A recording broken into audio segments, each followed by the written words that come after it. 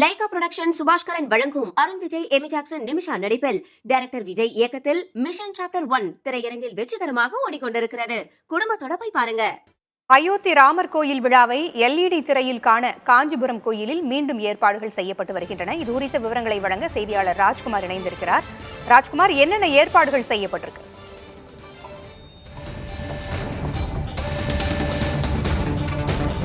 பூங்குழலி, காஞ்சிபுரம் காமாட்சி அம்மன் கோவிலில் நடைபெற்று வரக்கூடிய நிகழ்வில் மத்திய நிதியமைச்சர் நிர்மலா சீதாராமன் பங்கேற்றிருக்கிறார். நிகழ்வு காலை 9 மணிக்கு தொடங்கியிருக்கிறது. அயோத்தியில் ராமர் கோவில் கும்பாபிஷேகம் நிகழ்ச்சியை நேரலையாக ஒளிபரப்பு செய்வதற்கும் அதே போன்று இந்த இடத்தில் காஞ்சிபுரம் காமாட்சி அம்மன் கோவிலில் பஜனை, சொற்பொழிவு நிகழ்வு உள்ளிட்ட பல நிகழ்ச்சிகளை பாரதிய ஜனதா கட்சியின் ஆன்மீக பேரவை சார்பில் நிகழ்ச்சி ஏற்பாடு செய்யப்பட்டிருந்தது.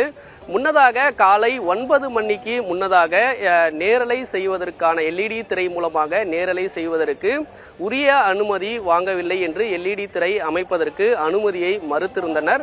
ஆனால் நிகழ்வு திட்டமிட்ட அடிப்படையில் காலை 9 மணிக்கு மத்திய நிதியமைச்சர் நிர்மலா சீதாராமன் காஞ்சிபுரம் காமாட்சி அம்மன் கோவிலுக்கு வருகை தந்தார்.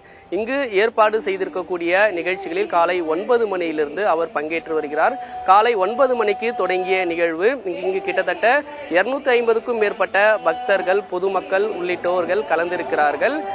பஜனை, அதே போன்று சிறப்பு சொற்பொழிவு உள்ளிட்ட நிகழ்வு தொடர்ச்சியாக நடைபெற்று வருகிறது. முழுவதுமாக மத்திய நிதியமைச்சர் நிர்மலா சீதாராமன் இன்று மதியம் 2 மணி வரை இங்கு இருப்பதற்கான ஏற்பாடுகள் செய்திருக்கிறார்கள். சரியாக நண்பகல் 12 மணிக்கு அயோத்தியில் ராமர் கோவில் கும்பாபிஷேக நிகழ்வில் பிரதமர் நரேந்திர மோடி பங்கேற்கக்கூடிய நிகழ்ச்சி உள்ளிட்டவை அனைத்துமே இங்கு காஞ்சிபுரம் காமாட்சி அம்மன் கோவிலில் LED திரை மூலமாக நேரடியாக பார்ப்பதற்கு ஏற்பாடு செய்திருக்கிறார்கள். தற்போது நீதிமன்றம் LED திரை அமைப்பதற்கான அனுமதி கொடுத்திருக்கக்கூடிய நிலையில் இந்த இடத்தில் LED திரை அமைத்திருக்கிறார்கள். அந்த நிகழ்வை நேரடியாக LED திரை மூலமாக ஒளிபரப்பு செய்வதற்கான ஏற்பாடுகள் செய்திருக்கிறார்கள். தொடர்ச்சியாக பஜனை நிகழ்வு, இடையிடையே சொற்பொழிவு நிகழ்வுகளும் நடந்து கொண்டிருக்கிறது. 12 மணிக்கு பிறகு நேரடியாக அயோத்தியில் நடக்கக்கூடிய அனைத்து விதமான நிகழ்ச்சிகளும் நேரடியாக LED திரை மூலமாக பார்ப்பதற்கான ஏற்பாடுகள் செய்திருக்கிறார்கள். அதை மத்திய நிதியமைச்சர் நிர்மலா சீதாராமன் இங்கிருந்து பக்தர்கள் மற்றும் பொதுமக்கள் உள்ளிட்ட அனைவரிடமும் நேரடியாக பார்ப்பதற்கான ஏற்பாடுகள் செய்திருக்கிறார்கள். அந்த வகையில் தொடர்ச்சியாக நிகழ்ச்சி தொடர்ந்து நடைபெற்று வருகிறது. பூங்குழலி, ராஜ்குமார், இந்த கோயில் அறநிலையத்துறையின் கீழ் வரக்கூடிய கோயில், எப்படி மீண்டும் அனுமதி கோரப்பட்டது, பெறப்பட்டது?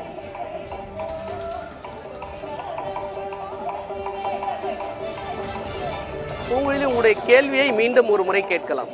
இந்த கோயிலானது அறநிலையத்துறைக்கு கீழ் வரக்கூடியது. இந்த காஞ்சி காமாட்சி கோயில் அனுமதி மீண்டும் கொடுக்கப்பட்டிருக்கிறதே, என்ன கோரப்பட்டது, எப்படி மீண்டும் அனுமதி பெறப்பட்டது?